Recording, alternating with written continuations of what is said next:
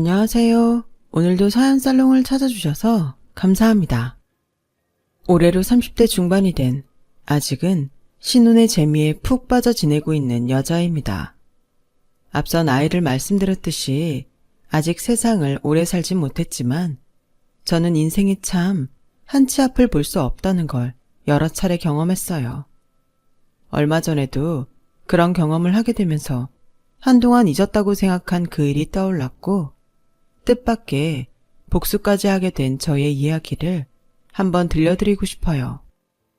저는 어릴 때부터 풍족한 집에서 부족함이라고는 하나 없이 그야말로 공주대접만 받으며 살았어요. 그렇다고 제가 위아래도 모르고 경우 없이 자란 건 아니었는데 저희 아빠가 워낙 가진 게 많으면 많을수록 인간성이 좋아야 한다는 지론을 갖고 계셔서 나름 가정교육은 혹독하게 받은 편이었어요. 하지만 딸이 귀한 집에 하나밖에 없는 딸이었기에 사랑도 참 많이 주셨는데요. 애석하게도 절 낳아주신 엄마는 제가 중학교 때 교통사고로 세상을 떠나고 마셨어요.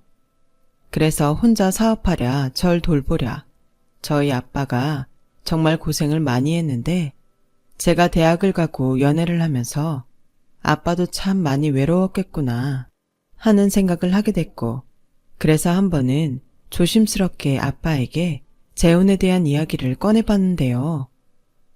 뭐? 이 나이에 무슨 너 연애한다고 나까지 보내려고 하냐? 아니, 벌써 아빠 혼자 지낸 지 너무 오래됐잖아. 아빠가 왜 혼자야? 너랑 같이 보냈잖아. 너야말로 내 청춘을 다 바쳐 키웠는데. 그니까 이제라도 아빠 인생 살라고 아빠도 연애해. 그리고 뭐 좋으신 분 있으면 결혼도 하고. 됐어. 왜? 지금 만나는 애랑 결혼하고 싶냐? 그래서 혼자 있는 아빠가 신경 쓰여? 누가 그렇대? 그냥 아빠 혼자 늙는 게 짠해서 그렇지. 짠하긴 아빠는 아빠가 알아서 해. 그러니까 신경 쓰지 말고 너나 잘하세요. 생각해보면 아빠는 늘 그런 식이었어요. 언제나 자기가 다 알아서 한다고 신경 쓰지 말라고 했는데 막상 어른이 되니 아빠의 그 말이 그렇게 짠할 수가 없더라고요. 아빠도 사람이고 남자인데 어떻게 맨날 혼자가 괜찮을 수 있었겠어요. 하지만 철모르던 저는 아빠의 그 말을 정말 곧이곧대로 들었는데 크고 나서 철이 들었는지 아빠의 그 말이 나중엔 속상했죠. 하지만 어릴 땐 철이 없어도 한참 없었어요. 사춘기 시기에 엄마를 떠나보내야 했기에 마치 저 혼자만 세상이 끝난 듯 아빠 속상한 건 살피지 못했거든요.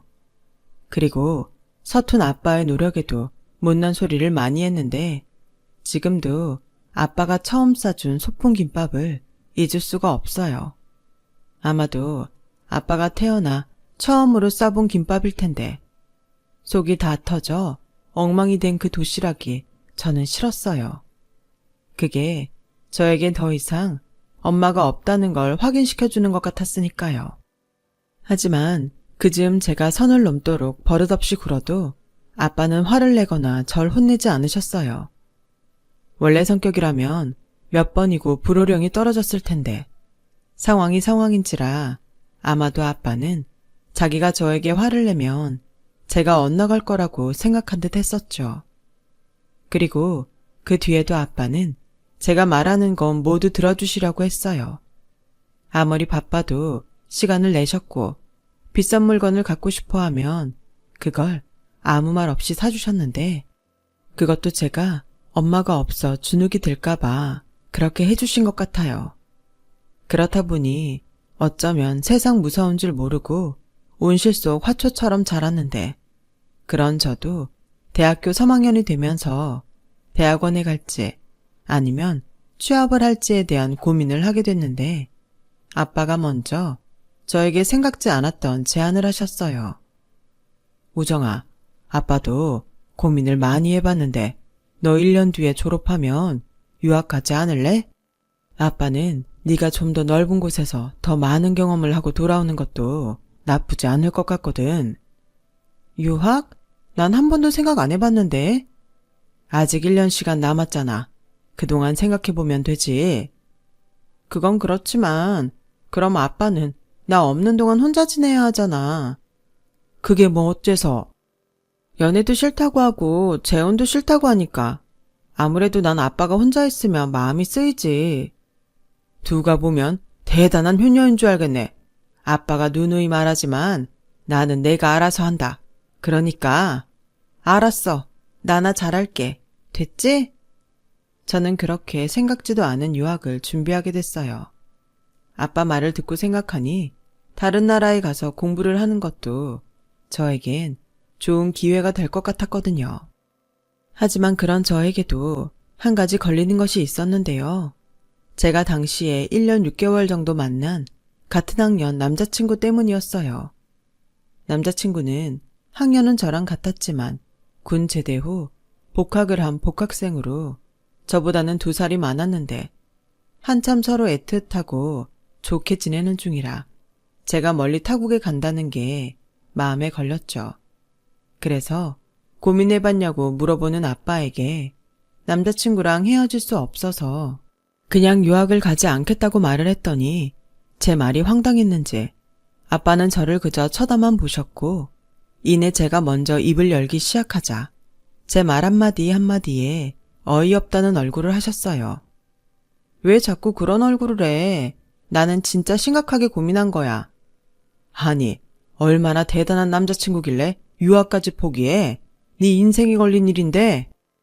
그야 그렇지만 내 남자친구 좀 멋있거든. 여자들한테도 인기 많아. 얼씨구? 그래서 뭐? 남자친구 두고 유학 가면 누가 홀랑 채갈까봐 불안해서 안 간다는 거야? 아이고, 누가 보면 둘이 결혼할 사이인 줄 알겠네. 맞아. 나는 내 남자친구랑 결혼할 거야. 그래서 그냥 한국에 남을래. 대학원 가서 공부 좀 더 하고 아빠 회사에서 아빠랑 같이 일하면 어떨까 생각하고 있어. 아주 혼자 김칫국을 사발로 마시네. 우리 회사는 낙하산 금지다. 철저하게 능력 보고 채용해. 치, 내가 잘하면 되잖아. 됐고 그 남자친구 집에 한번 데리고 와봐. 세상에 결혼까지 한다는데 아빠도 한번 봐야 하는 거 아니야? 아빠는 마치 재미난 농담을 하는 것처럼 웃으시면서 말했어요. 하지만 저는 꽤 진지하고 심각했기에 그 주 금요일에 남자친구를 집에 데리고 왔는데요. 남자친구는 저희 아빠가 사업하는 줄은 알긴 했지만 집이 이렇게 크고 멋질 줄은 몰랐다며 연신 감탄하는 얼굴이었어요. 사실 남자친구가 저에게 마음을 고백했을 때 아주 작은 오해가 있었거든요. 그때 워낙 저희 집 배경을 보고 접근하는 선배 동기 후배들이 많았는데 거의 다 저랑 사귀면서 저희 아빠 회사를 보험처럼 생각하는 사람들이었어요. 자기들이 취업해보다 되지 않으면 연인인 제가 저희 아빠 회사에 자기들을 꽂아줄 수 있다고 생각한 거였죠. 하지만 지금의 남자친구는 뚜렷한 목표가 있는 사람이었고 IT 회사에 입사해 프로그램 개발을 하고 싶어 했는데 목적 없이 순수하게 저에게 다가온 유일한 사람이었어요. 그리고 사람들은 저에게 다 가졌다고 부러워했지만 남자친구는 엄마가 없어 많이 힘들었겠다며 저를 위로해줬죠. 그런 마음이 너무나도 따뜻해 나중엔 제가 남자친구를 더 많이 좋아하게 됐어요. 어서 오게. 우정이한테 자네 얘기 많이 들었어. 듣던 대로 얼굴이 미남이네. 여자들한테 인기 많겠어. 아닙니다. 저 인기 없어요. 저는 오로지 우정이밖에 모릅니다. 그래, 나이가 우리 우정이보다 2살 많다고? 자네는 대학 졸업하면 뭘 할 생각인가? 아빠, 여기 면접 보는 데 아닌데 왜 사람을 오자마자 불편하게 하실까? 아, 그랬나? 미안. 워낙 면접을 많이 봐서. 그래, 밥은 먹었어? 우리 뭐라도 시켜 먹을까? 그렇게 어색하지만 나름 좋은 의미에서 밥도 함께 먹고 서로에 대한 이야기도 충분히 나눴어요. 그리고 남자친구는 저에게 말했듯 자기 목표에 대한 이야기도 저희 아빠에게 했는데 슬쩍 아빠의 표정을 살피니 아빠도 남자친구를 꽤 마음에 들어하는 눈치였죠. 합격이었어요. 그리고 아빠는 잠시 뜸을 들이더니 남자친구에게 저와 함께 유학을 가면 어떻겠냐고 또 생각지도 못한 제안을 하셨는데 순간 남자친구 얼굴이 당황한 듯 굳어버렸어요. 저희 집이 그 정도 형편은 안 돼서요. 우정이한테 듣긴 했는데 저도 우정이는 유학 가는 것이 더 좋겠다고 생각합니다. 그래, 우리 딸은 자네를 누가 채갈까봐 불안해서 유학을 못 가겠대. 아빠, 왜 내가 없는 말 했냐? 그래서 내가 미래의 사위라고 생각하고 투자하는 거야. 자네 유학 자금도 내가 낼 테니 부모님이랑 상의하고 나한테 답을 주겠나? 네? 그게 무슨... 우정이도 우정이지만 자네한테도 유학은 좋은 경험이 될 거야. 그쪽 분야는 스펙이 더 중요하잖아. 둘 다 한 3년에서 5년 정도는 공부하면 좋을 것 같은데. 물론 가기 전에 약혼 정도는 해야겠지? 자네가 나중에 마음 바뀌면 안 되니까. 아빠! 자, 오늘은 여기까지. 다음엔 더 깊은 대화를 나눠보세.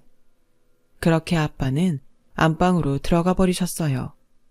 그리고 아빠가 쏘아 올린 작은 공은 큰 파장을 일으켰는데 아직 둘 다 나이가 어리긴 했지만 남자친구의 집에서는 저희 아빠의 제안이 솔깃했는지 저를 한번 불러보시고는 바로 약혼을 하자고 하셨어요.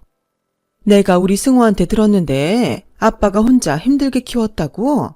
남자 혼자 여자아이 키우는 게 보통 힘든 게 아니었을 텐데 아빠 정말 대단하시다.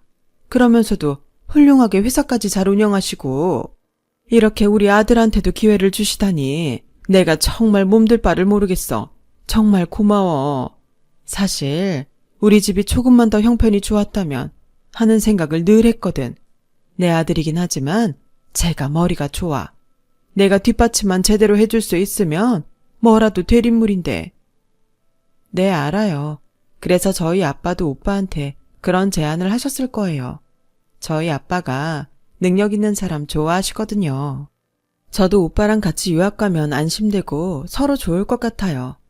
그래, 그러니까 졸업하면 아버님이 말씀하신 대로 바로 약혼해라. 나는 대환영이야. 우정이 같은 며느리가 생긴다니 경사지? 경사고 말고. 남자친구의 어머니는 저를 정말 반겨주셨어요. 남자친구의 집은 남자친구가 군대에 있을 때 아버님이 돌아가셨고 실질적인 수입이 뚝 끊겼는데 돌아가신 아버님 앞으로 많은 빚도 있어서 살던 집을 팔고 월세 생활을 하고 있었어요.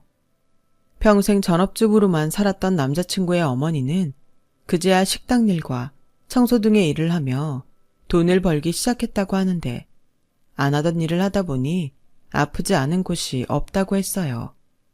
그래서인지 남자친구는 그런 자기 어머니에 대한 걱정이 많았죠. 엄마, 나 유학 가면 너무 무리하지 말고 쉬엄쉬엄 해. 그리고 내가 돌아오면 우리 엄마 꼭 호강시켜줄 테니까 조금만 참아. 알았지? 그래, 우리 아들밖에 없다. 그리고 우정아, 이제부터는 나를 네 엄마라고 생각해라. 네가 그동안 받지 못한 엄마의 사랑, 그거 내가 너한테 전부 줄게. 우리 잘 지내보자. 저는 엄마의 사랑을 주시겠다는 남자친구 어머니 말에 이루 말할 수 없는 감동을 받았어요. 그리고 그 뒤 정말로 저를 많이 예뻐해 주셨는데 거짓말 조금 보태서 하늘에 계신 저희 엄마가 다시 돌아온 착각을 할 정도였어요. 맛있는 음식은 물론이고 계절이 바뀌면 오다가 너무 예뻐서 샀다며 제게 옷이며 액세서리 같은 선물을 주시곤 했는데 이런 분이라면 저도 친엄마처럼 믿고 따를 수 있다고 생각하게 되었죠. 그렇게 대학 졸업반이 되었어요. 저와 남자친구는 대학을 졸업하면 바로 유학길에 오를 생각이었는데 사람 일이 한치 앞을 볼 수 없다고 하루아침에 청천벽력 같은 일을 당하게 됐어요. 바로 저희 아빠가 쓰러졌다는 소식을 듣게 된 거죠. 저는 너무 놀라 아빠가 있다는 병원으로 달려갔고 내내 아무 문제 없다고만 생각했던 아빠의 사업이 기술 유출을 당하면서 투자와 유통이 막히는 위기에 놓였다는 걸 알게 되었어요. 알고 보니 회사는 꽤 오랫동안 자금난을 겪으며 위기였더라고요. 하지만 아빠는 저에게 아무런 내색도 하지 않았는데 병원에 달려온 저를 보고도 자기는 괜찮다고 아빠가 다 알아서 할 수 있으니 걱정하지 말라는 소리를 하는데 눈물이 왈칵 쏟아졌어요. 아빠가 저렇게 쓰러질 만큼 힘들었는데 남자친구랑 약혼하고 유학 갈 생각에 부풀어 있었다니 저는 제가 용서가 되지 않았죠. 그래서 고민 끝에 남자친구에게 전화를 걸었고 나오지 않는 말을 애써 쥐어짰는데요. 남자친구의 반응은 저를 더욱 당황하게 했어요. 저기 있잖아. 아무래도 우리 유학은 다음으로 미뤄야 할 것 같아. 우리 아빠가 쓰러지셨어. 뭐? 왜? 어디 아프셔? 아니, 회사가 좀 어렵나 봐. 이런 판국에 유학은 무리일 것 같아. 뭐야? 그럼 미루는 게 아니라 취소하자는 거야? 회사가 그만큼 어려워? 나도 잘 모르겠어. 근데 아빠가 내색을 안 했을 뿐이지 꽤 오래전부터 힘들었나 봐. 난 그것도 모르고. 정말? 아니 너는 딸이면서 여태 그런 것도 몰랐어? 그래서 아버님이 직접 유학 가지 말래? 그건 아닌데. 그럼 괜찮은 거 아니야? 원래 회사는 회사고 사장은 사장이잖아. 아버님 재산 있으면 괜찮은 거 아닌가? 뭐? 저는 순간 남자친구가 다른 사람인 줄 알았어요. 여태 만나면서 저런 식의 이야기를 들어본 적이 없었거든요.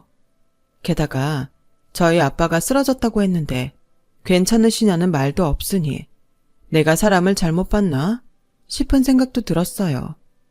하지만 사람이 힘들면 기대고 싶잖아요. 저는 남자친구와 그의 어머니에게 그러고 싶었던 것 같아요. 그래서 그들이 예전 같지 않다는 걸 어렴풋이 느끼면서도 애써 인정하지 않으려고 했는데 한 달 정도 계속 저희 아빠 회사가 괜찮은지만 물어보던 남자친구는 급기야 술을 잔뜩 먹고서 저에게 하지 말아야 할 말을 쏟아내더군요. 아니, 기껏 가만히 있는 사람 유학 가라고 바람 다 집어넣고 이제 와서 이러면 나는 어떡해. 내 친구들은 전부 이미 취업이 결정됐는데 나는 너만 믿다가 이게 뭐냐? 유학도 못 가고 취업도 못 하고 니네 아버지는 왜 하필 이걸 지금 터뜨려? 설마 일부러 그런 거 아니야? 자기야, 자기 지금 너무 취한 것 같은데 지금 실수하는 건 알고 있니? 실수? 웃기고 있네. 남의 인생 망쳐놓고 지금 나더러 실수라고 했냐? 나 이미 동네방네 유학 간다고 다 말했어. 우리 엄마도 자기 아는 사람들한테 죄다 그렇게 말했는데 우리 이제 쪽팔려서 어떻게 사냐? 너 어떻게 보상할래? 저는 남자친구에게 보상이라는 말을 듣고 정신이 번쩍 났어요. 아무리 제정신이 아니라고 하지만 서로 사랑한 사이에 그 선은 넘지 말아야 한다고 생각했죠. 그래서 일단은 전화를 끊자고 했어요. 하지만 다음날 맑은 정신으로 다시 얘기하자고 했는데 남자친구는 제 연락을 피하고는 그 뒤로는 연락이 되지 않았고 학교에서 도통 볼 수가 없었는데 이미 누가 퍼뜨렸는지 학교에서도 저희 아빠 사업이 망했다는 말이 돌면서 저는 힘든 시간을 보내야 했어요. 그리고 계속해서 저를 피하는 남자친구에게도 서운한 마음이 커져 무작정 남자친구 집에 찾아갔는데 마침 그날이 쉬는 날이셨는지 장을 보고 들어오시는 그의 어머니와 집 앞에서 마주치게 됐어요. 그런데요, 항상 저만 보면 그렇게 살갑게 다가오던 그의 어머니는 그날은 무척이나 경계하는 듯 저를 보고 주춤하셨고 예전과는 사뭇 다른 얼굴로 급기야 저에게 화를 내기 시작하셨는데요. 그 말들이 얼마나 충격적이고 서러웠는지 몰라요. 어머, 네가 여긴 웬일이냐? 남의 금쪽 같은 아들 신세 망쳐놓더니 무슨 낯짝으로 여길 와? 어머니? 여기에 그런 사람이 있니? 너 때문에 우리 아들이 얼마나 속상했는지 알기나 해? 없는 사람 약 올리는 것도 아니고. 약 올리다뇨. 어느 누가 약 올리려고 일부러 쓰러져요. 승우 오빠는요? 요즘 도통 연락도 안 되고 학교에도 오지 않는데 무슨 일 있어요? 네가 무슨 얌치로 내 아들을 찾아? 우리 승우, 너 때문에. 아니지, 네 아버지 때문에 알아 누웠다. 이제 어쩔 거야? 저희 아버지가 어떻길래요. 저희 아빠는 그저 사업 열심히 하신 죄밖에 없으세요. 그리고 어머니도 예전에는 저한테 안 그러셨는데 지금 저희 아빠 회사 어렵다고 이러시는 거예요. 어쩌면 사람들이 한순간에 태도를 바꿀 수가 있어요. 그때였어요. 제 얼굴에 무언가 흩뿌려졌고 저는 곧 그게 소금이라는 걸 알게 됐는데요. 그 짜고 따가운 소금을 뿌리면서 그의 어머니는 금방이라도 폭발할 것 같은 얼굴이셨어요. 뭐야? 뚫린 입이라고? 아주 지 분수도 모르고 떠드는구나. 그럼 우리 모자가 지금 이 판국에 너한테 다정하게 그래 그렇구나 하겠니? 너도 참 이기적이구나. 너는 우리 승우한테 안 미안하니? 아니지. 애당초 망할 사업이나 하면서 니네 아버지는 왜 똑똑한 내 아들을 꼬드겨서 이 사태를 만들어? 내 아들이 연락이 안 된다고? 그럼 눈치껏 알아야지. 저렇게 눈치가 없으니 지네 아버지 사업 망하는 줄도 몰랐던 거지.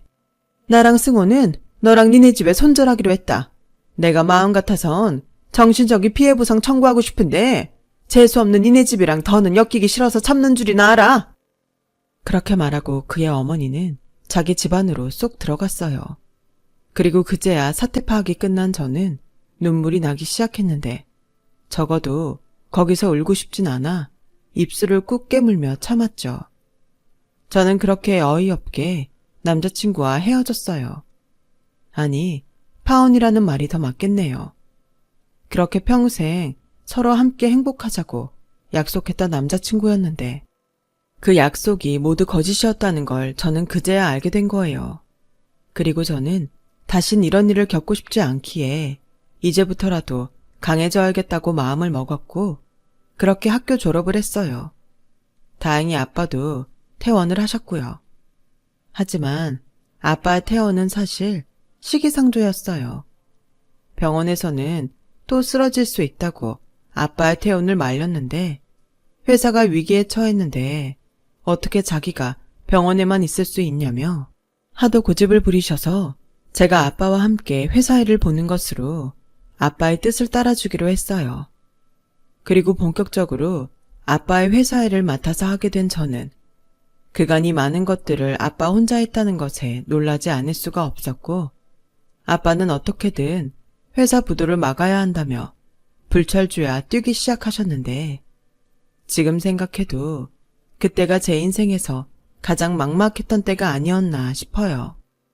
그렇게 1년 가까이 끝이 보이지 않는 막막한 생활을 하고 있던 중 대학 동기 친구로부터 이젠 저에게 상처만 남겨준 남자친구의 소식을 듣게 되었는데 그 소식도 참 기가 막히더군요. 우정아, 너 그 소식 들었어? 네 전 남자친구 어떤 부잣집 딸이랑 결혼하고 유학 간다고 하더라. 그래? 그렇게 유학에 목을 매더니 결국 가는구나. 어떻게 용케 부잣집 딸을 꼬셨어? 그러니까 아니라고 호박씨 깔 때는 언제고 그렇게 집안 따지고 조건을 따졌단다. 그거 봐. 내가 그 새끼 네 조건 보고 접근한 거라고 했지? 오히려 대놓고 네 조건 좋다고 말하는 놈들보다 그런 놈들이 더 음흉하고 악질이야. 그러니까 너 오히려 이건 잘된 일이다. 그런 놈이랑 진짜 결혼이라도 했어봐. 친구는 저에게 계속 헤어진 남자친구는 쓰레기라며 헤어진 것이 천만다행이라는 말을 이어갔고 저는 친구의 의도는 충분히 알았지만 그들에게 주었던 제 마음이 생각나서 그저 씁쓸하기만 했는데요. 원래 진짜 사랑은 그 사람이 힘들 때 옆에 있어주고 그 손을 잡아주는 거라고 하잖아요. 하지만 그들은 제가 내민 손을 오히려 뿌리친 꼴이었고 저희 아빠는 자기 때문에 모든 것이 망가졌다는 것에 그 밝았던 특유의 유머 감각도 잊어버리셨는데 그저 그런 놈을 알아보지 못한 제가 한심스럽게만 느껴졌죠. 그렇게 2년의 시간이 더 흘렀어요.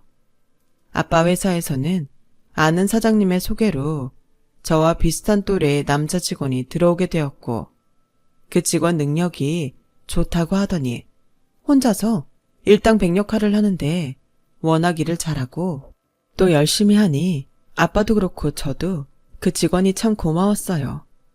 그래서 함께 일하며 조금씩 가까워지기 시작했는데, 그러면서 얼마 남지 않은 직원들과 회사 분위기는 정말 화기애애했어요. 그리고 본래 그런 좋은 에너지가 결국엔 좋은 결과를 가져온다고 아빠의 회사는 안정을 찾아가기 시작했는데, 결정적으로 시골에 계시던 할머니가 오랜 고민 끝에 선산을 팔고 그 돈을 아빠 회사에 지원해 주시면서 새로운 터닝포인트를 맞이하게 됐어요. 그렇게 다시금 활력을 되찾은 아빠의 회사는 그 저력을 업계에 인정받기 시작했고, 아빠에게 도움을 주겠다며 나서는 회사들이 하나 둘 생기기 시작했는데요. 원래 저력 있는 회사는 위기에 강한 법입니다. 저는 최 사장님 정말 존경해요. 저희 회사가 투자와 유통 도와드리겠습니다. 우리도 할 수 있는 모든 도움을 드릴게요. 사실 진작부터 그러고 싶었는데 저희 회사가 워낙 작아서 이제 이런 말씀을 드리게 됐네요. 오히려 버텨주셔서 제가 감사합니다. 맞아요. 특히 저희 회사는 사장님한테 많은 도움을 받았는데도 정말 면목이 없습니다. 뭐든 지원하겠습니다. 모두들 정말 감사합니다.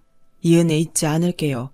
그리고 우리 딸이랑 이번에 새로 들어온 정시훈 사원인데 이 친구들 많이 가르쳐 주세요. 앞으로 저 다음으로 우리 회사를 맡아줄 인재입니다. 그렇게 아빠와 회사는 조금씩 원래의 자리를 찾아갔어요. 그리고 저도 회사 일을 하다 보니 흐름이라는 걸 읽게 됐는데, 그야말로 그 시기부터 저희 회사는 좋은 흐름을 타기 시작했죠. 그리고 원래부터 아빠와 함께 회사를 키우고 싶다는 꿈이 있던 저에겐 그 모든 시간이 꿈을 꾸는 것 같았는데요. 한번 위기를 넘긴 회사가 다시 성장하는 모습을 본다는 게 이렇게까지 보람되고 희열을 느낄 수 있다는 걸 저는 그때 알게 됐어요. 그리고 자식처럼 키운 아빠의 회사를 더욱 잘 성장시키고 싶다는 목표를 갖게 됐는데요. 그러면서 자연스럽게 아빠가 믿고 신용하던 정시훈 사원과 뜻을 모으게 됐고, 저희 둘은 공과 사를 나누며 3년에 걸쳐 동료에서 친구로, 친구에서 연인이 되었어요. 그리고 지금의 저희 남편이 되었죠. 저희 남편은요, 사실 이미 저희 아빠의 회사에 오기 전에 대기업에 스카우트 제안을 받았다고 했어요. 그래서 소개해 주신 지인의 입장이 있어 그냥 저희 아빠에게 인사만 드리려고 했다는데, 막상 회사에 와보니 자기 손으로 일으키고 싶다는 충동을 느꼈다고 하더라고요. 그리고 지금도 생생하게 기억하는 것이 있는데, 제가 지금의 시댁을 처음 가게 된 날, 그의 어머니가 저를 꼭 안아주며 당신 남편도 사업을 하던 사람이었다고, 그러니 저희 아빠는 분명 다시 재기할 수 있다고 믿음을 주셨는데, 그 말이 신기하게도 꼭 이루어질 것 같은 예감이 들었던 기억이 나요. 누구처럼 자신의 사리사욕을 채우기 위한 가식적인 말이 아니라는 걸 저는 단번에 알 수 있었죠. 아마도 이렇게 한 가족이 될 운명이라 더 그랬던 것 같아요. 그렇듯 저희 시어머니는 말씀에도 무게가 있고 이해심도 바다와 같은 좋으신 분이라 결혼 허락까지 무사히 받을 수 있었고, 그렇게 사내 연애 5년 만에 저는 남편과 결혼식을 올리게 됐어요. 그리고 저희 결혼에 가장 기뻐하던 사람은 당연 저희 아빠셨는데, 그렇게 일중독에 빠져 사시더니 제가 결혼하고 나자 이젠 자기도 남은 시간을 여유롭게 보내고 싶다며 대표직을 내놓으시겠다고 하셨어요.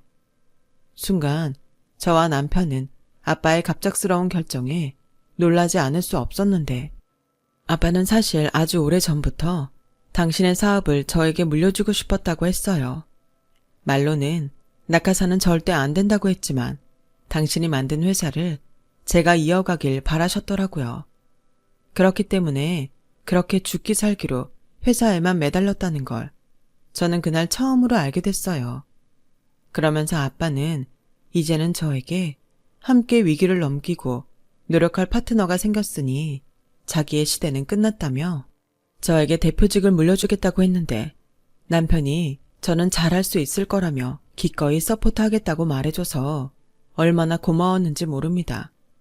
그래서 아직까지도 대표라는 말이 어색하긴 하지만 아빠의 회사를 이어받아 운영하고 있고, 그렇다 보니 정작 저희 집도 아빠의 집도 돌볼 겨를이 없게 되었는데 저희 집이야 남편이 워낙 꼼꼼하고 알아서 잘해줘서 걱정이 없었지만 아무래도 저희 아빠의 집은 상황이 많이 달랐어요. 원래 조금씩 살림 비슷한 건 하긴 했지만 여전히 뭔가 어설펐고 혼자 계시는데 빨래며 먹을 것 등이 걱정이었던 저는 회사 운영을 맡은 지 얼마 되지 않았을 때부터 아빠의 집에 주 3회에서 4회 정도 가정부를 불러 가사일을 맡겼는데요. 1년 정도 일을 잘 도와주셨던 아주머니가 아쉽게도 허리 디스크 수술을 받게 됐다며 일을 그만두시게 되어 새로운 분이 오시기로 했어요. 그런데 어쩐지 새로 오신 아주머니는 예전 아주머니와 다르게 반찬도 엉망이고 청소 상태도 엉망이었고 이대로는 안 되겠다 싶었던 저는 일부러 시간을 내서 아빠의 집을 찾아가게 됐어요. 아주머니를 직접 보고 한 번은 짚고 넘어가야겠다는 생각이 있었거든요. 게다가 저희 아빠는 아주머니가 청소하러 오시는 날이면 일부러 도서관이나 등산을 가시면서 배려한다고 집을 비워주시는데 제 생각엔 아빠의 그런 행동이 한편으로는 원인 제공을 한 것이 아닐까 하는 생각을 하게 된 저는 일부러 아빠한테도 말하지 않고 급습하듯 집으로 갔는데 하필 그곳에서 무슨 악연인지 전 남자친구의 어머니라는 여자를 보게 된 거 있죠. 시간도 많이 지났고 그동안 무슨 고생을 했는지 그때보다는 더 폭삭 늙은 모습이었는데 본판은 바뀌진 않았어요. 그래서 저는 그 사람을 단번에 알아볼 수 있었죠. 그에 반면 그 아주머니는 저를 알아보지 못하는 눈치였는데 그도 그럴 게 주방에서 혼자 몰래 라면에 소주를 마시고 있더라고요. 아, 따님이 오실 줄은 몰랐는데 안녕하세요. 이번에 여기 가사일 맡게 된 정금숙입니다. 잘 부탁드려요. 글쎄요. 저는 그럴 수 없을 것 같은데요. 지금 근무 시간에 술 드셨어요? 아, 이건 그러니까 그게요. 제가 정말 속상한 일이 있어서 딱 한 잔만 마셨어요. 일도 손에 안 잡히고 마음도 싱숭생숭하니까 술 기운이라도 있어야 할 것 같아서요. 죄송해요. 그런데 오늘이 처음이었어요.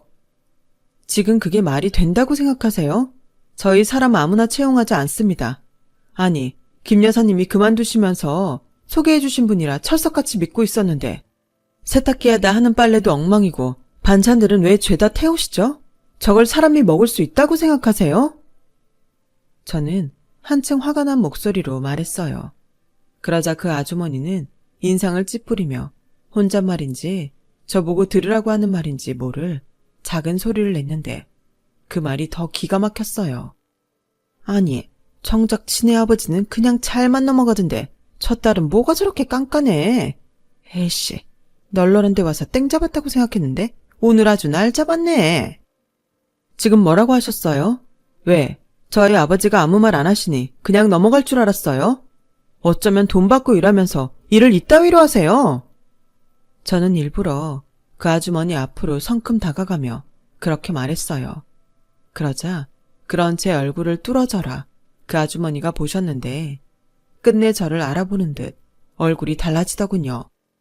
너는 설마? 이제 알아보시겠어요? 저희 집 망했다고 제 얼굴에 소금 뿌리셨잖아요. 아니, 네가 어떻게 여기 있냐? 그럼 여기가 니네 집이야? 어머 세상에. 그럼 최 사장님이 니네 아버지? 아주머니는 순식간에 술이 깬 듯 놀라는 얼굴이었어요.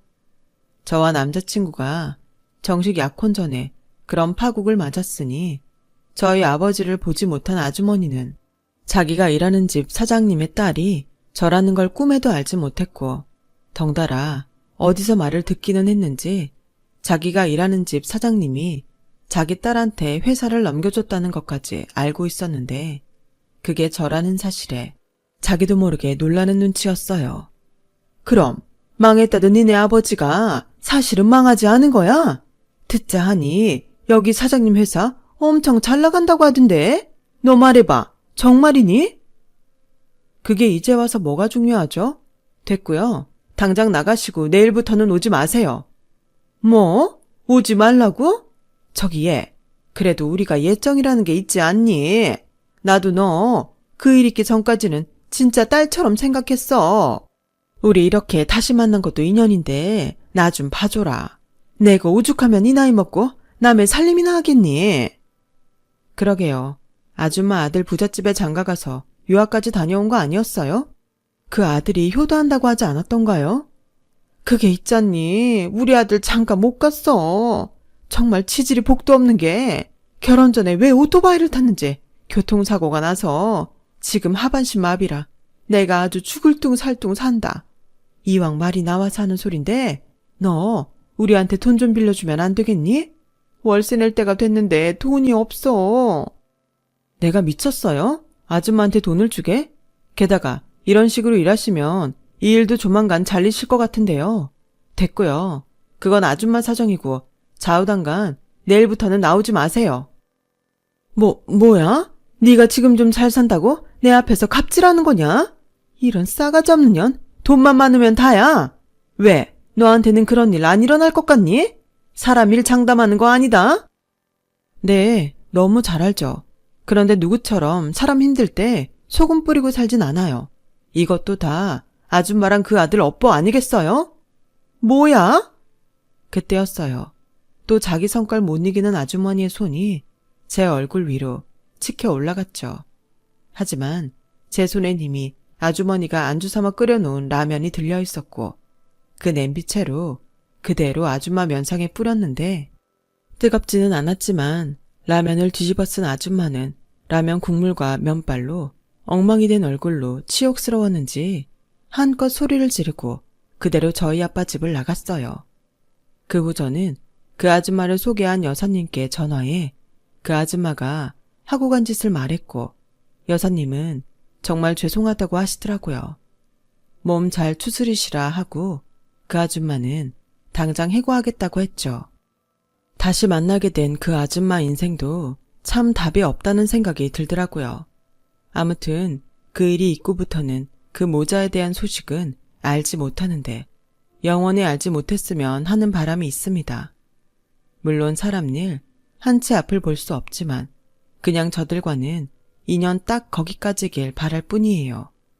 그리고 그들도 세상 일 어떻게 될지 모른다는 걸 그때의 일로 부디 깨달았으면 좋겠는데 그게 과연 될지는 잘 모르겠네요. 아직 많은 세월을 산 건 아니지만 인생이란 게 뿌린 대로 걷는 것이 맞는 것 같아요. 열심히 살면 노력한 보람이 있고 자기 욕심에 양심을 버리면 결국 어떤 시기든 벌을 받게 되잖아요. 그래서 저는 앞으로 남은 저의 인생을 바르고 정직하게 또 가능하면 좋은 것들을 나눌 수 있는 사람이 되려고 합니다. 그러면 그 복이 결국 돌아서 저에게 또 다른 행복으로 돌아오겠죠. 지금까지 저의 이야기 들어주셔서 고맙습니다. 모두가 상처받지 않고 행복하게 살았으면 좋겠어요. 항상 건강하시고 좋은 일만 가득하길 바라겠습니다. 여러분, 사연 댓글에 응원과 현명한 조언 부탁드려요. 좋아요와 구독은 저에게 큰 힘이 됩니다. 오늘도 좋은 일 가득하세요.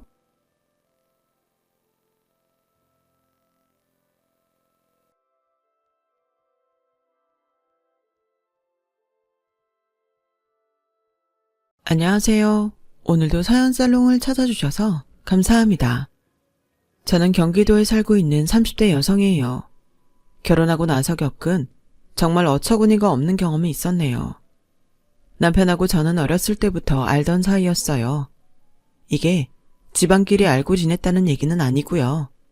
중학교 1학년 때 입시학원에서 처음 만났다가 고등학교를 같은 곳으로 나온 관계였죠. 대학은 따로 가는 바람에 전혀 소식을 모르고 지냈었지만 군대를 다녀온 직후에 남편이 고등학교 친구들 몇 명끼리 밥 먹자고 부르면서 저도 어쩌다 보니 거기에 끼게 됐었고요. 그러다 보니까 연락을 주고받는 사이가 되었어요. 알기는 오래 알았지만 딱히 절친했던 적은 없었기에 설마 하니 연인관계로 발전할 거라고는 상상도 못했었네요. 정말 친구일 뿐이라서 저는 남편에게 연애 감정이 없었거든요. 남편도 저에게 그럴 거라고 짐작했었고요.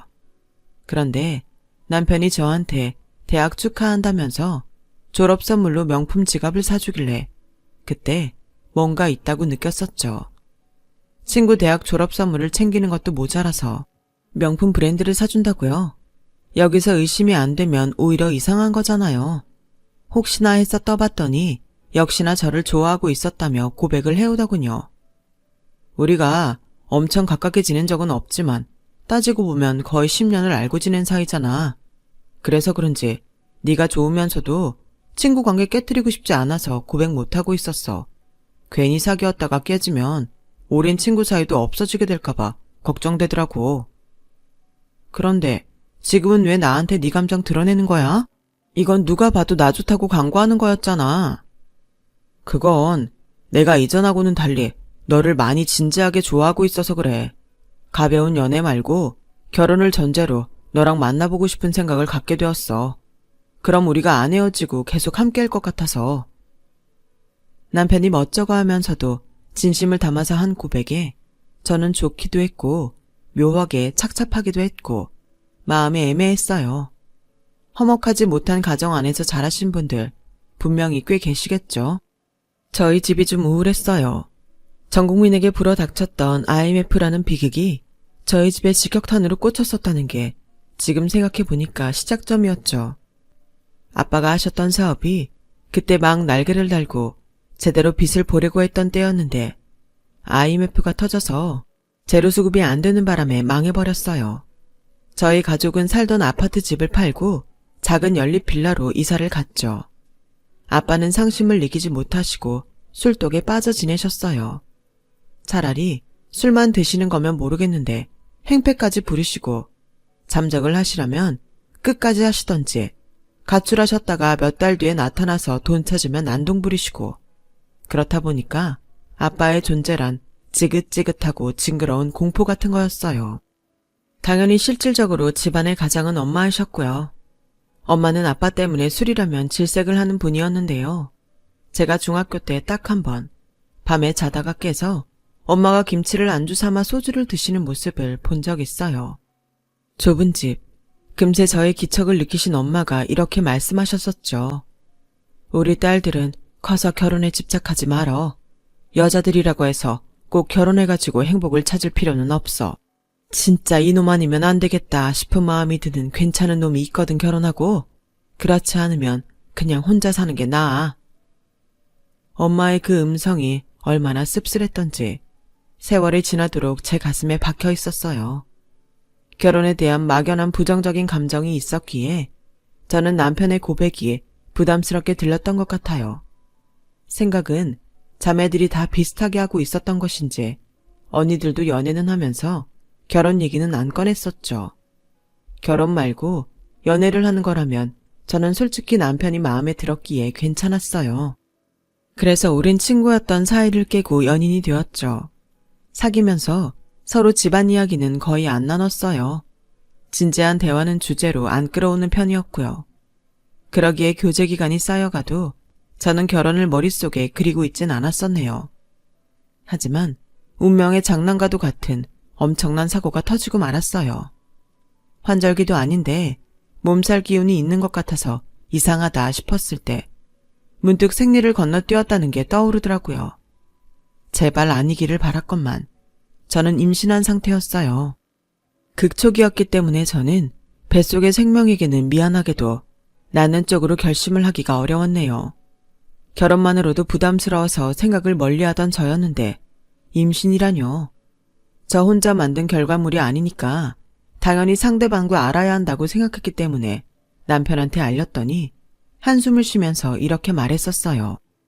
내가 임신한 게 아니니까 이래라 저래라 함부로 말은 못 얹겠는데 솔직히 말하자면 어떻게 고귀한 생명을 저버린다느니 그런 생각을 할 수 있는지 나는 정말 이해가 안 간다. 그렇게 책임감이 없어? 지금 책임감을 논할 때야? 상황이며 타이밍이 따라주지 않으니까 임신이 당황스럽다는 얘기잖아. 그게 바로 책임감이 없다는 뜻이나 다름없어. 나는 너랑 다르게 책임감이 넘치는 사람이야. 그러니까 만약에 네가 출산 공포증이 있는 게 아닌 이상은 나랑 결혼해서 아이를 낳아줬으면 좋겠다. 내가 다 책임질게. 참나, 함부로 말을 못 얹겠다고 한 사람이 자기 의견은 이제 보니까 다 얘기했었네요. 근데 제가 왜 저 웃기지도 않은 말에 넘어갔을까요?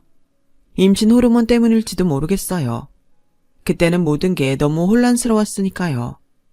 그리고 저희 엄마가 하도 고생을 많이 하셔서 그런지 연세에 비해 많이 초췌하고 늙으셨거든요. 엄마의 약한 모습이 떠오르면서 혹시 손주를 안겨드리면 좋아하시지 않을까 하는 짐작이 들었던 것 같아요. 그래서 고민하다가 남편 데리고 엄마한테 인사시켰죠. 임신했다는 사실도 밝혔고요. 그러자 엄마가 화들짝 놀라시면서도 이왕 이렇게 된 거 가정 꾸려서 화목하게 살면 좋겠다고 눈물을 글썽이셨어요. 시댁에서도 흔쾌히 허락을 해주셨고요. 참고로 시부모님께서는 이혼을 하신 터라 댁에는 시어머니만 계셨네요. 상견례장이랑 결혼식장에 모두 시아버지께서 참석을 하셨는데 시어머니와 척보기에도 사이가 대면대면 하셨답니다. 남편에게는 나이 차이 많이 나는 누나가 한 명 있는데요. 그런데다가 시누이는 결혼까지 일찍 해서 큰아이가 벌써 초등학생이었어요. 시누이의 남편은 대릴사위였고요. 시댁이 원래 전통 막걸리랑 부침개 같은 걸 파는 식당을 가업으로 운영하거든요. 원래는 시어머니께서 도맡아 하셨는데 시누이 부부한테 전가를 하셨죠. 시댁에서 원래 시누이 부부가 함께 살고 있었는데 저희 부부가 결혼을 한다고 하자마자 분가를 했어요. 이참에 식당하고 더 가까운 동네로 집을 얻어서 나간다고 했어요. 저는 신경 안 쓰고 있었는데 시어머니께서 결혼하면 시댁에 들어와 살라고 저한테 그런 말씀을 하시는 거예요. 그 집에서 5이 살다가 넷 나가고 갑자기 나 혼자 되면 무서워서 어떻게 사니? 그냥 너희들이 들어와서 살려무나. 신혼집 매물 구하기도 힘들 것 같다면서. 말씀은 감사하지만요, 어머님. 집은 어떻게든 구해보면 구해질 것 같아요. 그렇게 빼지 말고 그냥 들어와 살겠다고 그래. 이제 배도 점차 불러올 거고 태교도 해야 하고 애도 낳고 키워야 하는데 그거 다 도와줄 사람이 한 집에 살고 있으면 너로선 잘된 거지. 안 그러니? 세상 천지에 아직 친하지도 않은 시어머니랑 같이 사는 걸 반기는 며느리도 있을까요? 저는 그런 별종이 아니었기 때문에 시어머니의 제안이 몹시 불편했어요. 그래서 거절했는데 남편이 엄청 당황스러워 하더라고요. 우리 그냥 거기 들어가서 살자. 나도 취업 때문에 나와서 자취한 거라 엄마랑 살아보는 거 오래간만이라서 좋을 것 같아. 그리고 우리 엄마는 집에서 혼자 오래 지내면 안 된다고 그랬대. 그래서 더 우리가 같이 들어가서 살아드려야 하는 이유도 있어. 뭐? 혼자 지내면 안 된다고? 대체 누가 어머님께 그런 얘기를 했다는데? 이름은 까먹었는데 어디 무슨 보살님이라더라. 아무튼 굉장히 용하신 분이라고 그러더라. 이게 뭔 귀신 신하라 까먹는 소린가 싶었어요. 갑자기 웬 용한 보살이 등장한다는 거죠? 너무 황당했는데 혼전 임신으로 급하게 결혼하는 것이다 보니까 시일 안에 매물 구하기가 어려워서 일단은 시댁에 들어가 사는 것으로 하고 말았어요. 오래돼서 그렇지 평수 넓고 방 4개에다가 베란다에 다용도실에 창고까지 따로 있어서 내부는 좋았습니다. 그런데 짐 들여놓던 날 웬 아주버니 3분이 안에 계시는 거예요. 그분들이 저랑 남편이 쓸 방을 보면서 머리는 이쪽으로, 다리는 저쪽으로, 거울은 어디 쪽으로 막 이런 대화를 쑥덕거리셨죠. 그리고 시어머니는 그분들의 조언에 따라서 저랑 남편이 쓸 침대며 가구를 배치하셨고요. 알고 보니까 시어머니께서는 미신을 신봉하는 분이셨어요. 미신 타령을 입에 달고 사셨고 정말 소름 돋았던 게 집안 구석구석에 부적이 있다는 것이었어요. 너무 당황스러웠는데 결혼식이 목전이라 정신이 없어서 캐묻지도 못하고 결혼해버렸네요. 변명을 하자면 제가 정신이 없을 만했던 게 햇수로 6년이나 연락 두절이셨던 아빠가 돌아오셨기 때문이에요. 상견례가 끝나고 나서 엄마랑 큰언니가 미친 듯이 아빠를 찾아봤었대요. 딸이 그냥 결혼하는 것도 아니고 임신을 했다는데 이런 상황에 아빠란 인간은 어디서 뭘 하고 있는지 너무 궁금해서 수소문을 해봤었대요. 그런데 정말 놀라운 건 힘들게 연락이 닿은 아빠가 오열을 하시면서 제 결혼식에 참석하고 싶다며 먼저 간청을 해오셨다는 거예요. 거절을 할 수가 없으니 저도 그 얘기 듣고 알았다고 그랬죠. 결혼식 이틀 전에 만나서 저녁 식사를 가족들끼리 했는데 얼굴이 너무 많이 상하셨더군요. 그 모습을 보니까 원망할 겨를도 없었어요. 엄마나 언니들도 표정을 보니까 저랑 같은 생각을 하고 있는 게 분명했고요. 우리 막내의 결혼식장에 내가 손을 잡고 입장할 수 있어서 다행이구나. 허락해줘서 다들 고마워. 정말 미치게 감동이야. 이대로 죽어도 나는 여한이 없어. 눈물을 훔치시는 아빠의 모습에 솔직한 심정으로 왜 저러시지 싶었어요.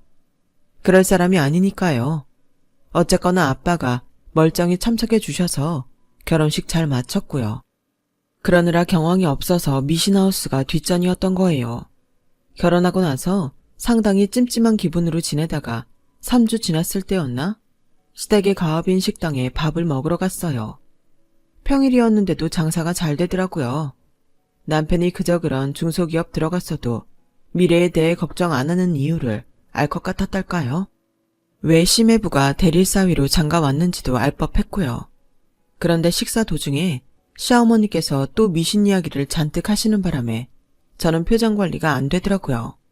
시누이는 눈을 반짝이며 그걸 다 경청했고요. 제가 몰래 시누이한테 그런 거 다 믿느냐고 물어봤어요. 그랬더니 자기는 무조건 다 믿는다면서 열변을 토하더군요. 식당이 그 정도로 잘 되는 것도 전부 다 시어머니를 통한 미신을 따라서라고 했어요. 미심쩍어 하지 말고 우리 엄마 말 잘 들어. 그래야 건강한 아이도 출산할 수 있는 거다. 나를 봐. 우리 애들이 둘 다 사고 하나 없이 튼튼하게 크잖아. 이게 다 우리 엄마 덕분이지. 아, 그리고 이거 내가 알려줄까 말까 하다가 특별히 알려주는 건데 귀 좀 이리 대봐. 제가 알기로는 분명히 시조카들 중에 작은 애가 작년에 자전거 사고로 다쳐서 입원했던 걸로 들었었거든요. 연애하던 때에 남편 통해서 들었었고요. 그래서 고개를 갸웃하면서 신의의한테 귀를 가져갔죠. 그랬더니 정말로 황당한 이야기를 저한테 해주었어요. 사실은 내가 아들을 못 낳는 몸이었어. 딸만 낳을 팔자였다고 했거든. 네? 하지만 둘째는 아들 낳으셨잖아요. 그래, 그게 비밀이 있었어.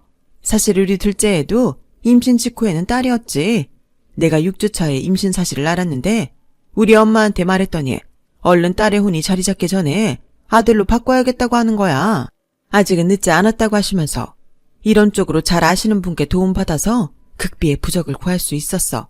그래서 내가 아들을 낳은 거지. 우리 둘째 생긴 게 뭔가 곱상하지 않아? 그게 다 원래는 딸이었기 때문에 그런 거야. 저는 태어나서 그렇게 해괴한 말을 들어본 건 그때가 처음이었어요.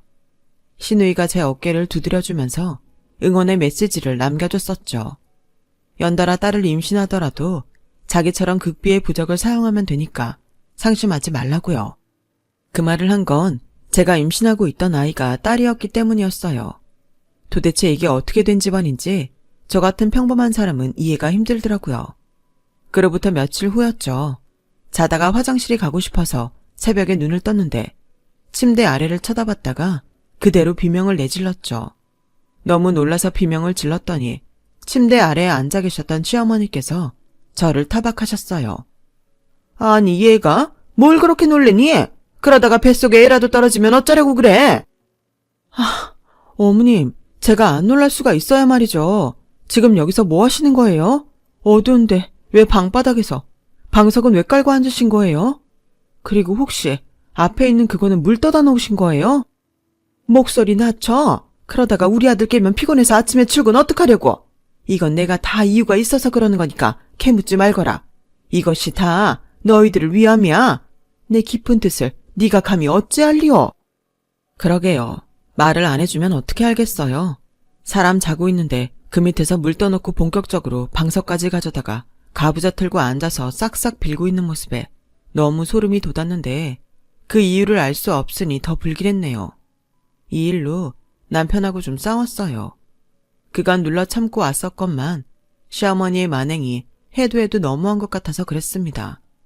창고에 이상한 제사상 같은 거 맨날 차려놓은 것도 진짜 마음에 안 들었고요. 걸핏하면 제 배를 가리키면서 내 소녀가 지금 안에서 손을 흔들었단다. 이런 식으로 말씀하시는 것도 짜증이 났어요. 내가 말하는 건 들은 척도 안 하니까 네가 좀 어떻게 해보라고 남편을 들들 볶았는데요. 이 남편 놈이 자기 엄마 편을 들더군요. 근거가 있으니까 그렇게 행동하시는 거라면서 시어머니를 비호하기까지 했어요. 저보고 쓸데없이 예민하다고도 했고요. 와, 기가 막히고 억울해서 돌아버리는 줄 알았어요. 도대체 왜 임신을 해서 결혼을 해서 시댁에 와서 살고 있나. 제 처지를 곱씹어 보면서 후회하기도 했었죠. 오죽하면 제가 차라리 보편적으로 널리 알려진 시집살이를 당하는 게 낫다고 생각했다니까요. 임신한 상태라서 가뜩이나 감정도 오락가락한 와중에 미신하우스에서 산다는 게 말이 되나요? 설마 오래 알고 지낸 사람이었던 남편이 이런 집안일 줄은 몰랐네요. 알았다면 연애도 안 했을 것 같아요. 우리 제발 빨리 분가하면 안 될까? 나 여기 계속 있다가는 정신이 혼미해질 것 같아서 그래.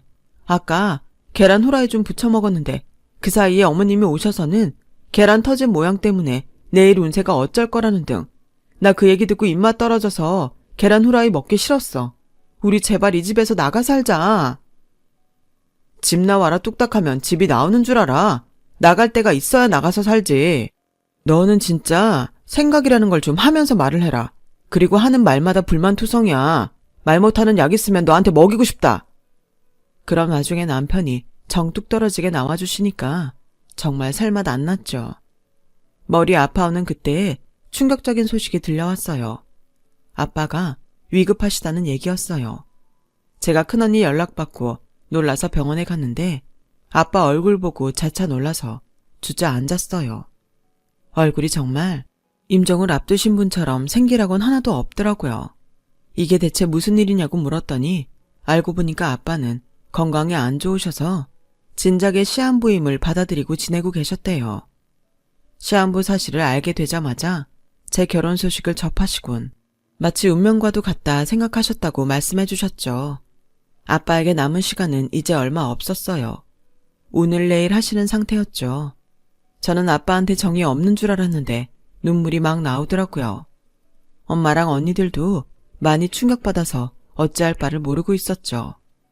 너무 정신을 놓고 있었는지 제가 집으로 오는 길에 휴대폰을 떨어뜨려서 고장이 나버렸어요.